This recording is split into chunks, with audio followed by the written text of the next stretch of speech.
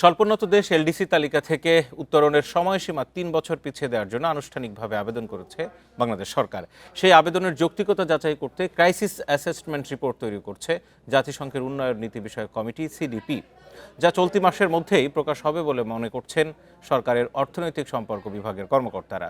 গত মাসে সরকার চিঠি পাঠিয়ে জানায় এলডিসি উত্তরণের প্রস্তুতিমূলক কাজে ব্যাঘাত সৃষ্টিকারী বিভিন্ন বৈশ্বিক ও অভ্যন্তরীণ সমস্যা। সংশ্লিষ্ট কর্মকর্তারা জানান, জাতিসংঘের সিডিপি বাংলাদেশের অর্থনৈতিক ও কাঠামোগত সমস্যাগুলো খতিয়ে দেখবে। সত্যতা খুঁজে পেলে তারা এলডিসি থেকে চূড়ান্তভাবে উত্তরণে ৩ বছর বাড়তি সময়ে সুপারিশ করতে পারে। তবে তা জাতিসংঘের অর্থনৈতিক পরিষদে পাশ হতে হবে। কোনো সদস্য ভেটো দিলে তা ভোটের মাধ্যমে নিষ্পত্তি হবে। 200-র বেশি সার্ভিস ও ফিচারে লেনদেনের সব বিকাশ অ্যাপে সম্ভব।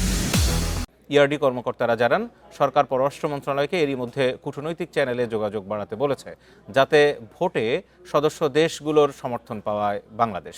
বর্তমান সূচি অনুযায়ী চলতি বছর 24 নভেম্বর এলডিসি থেকে উত্তরণ ঘটার কথা।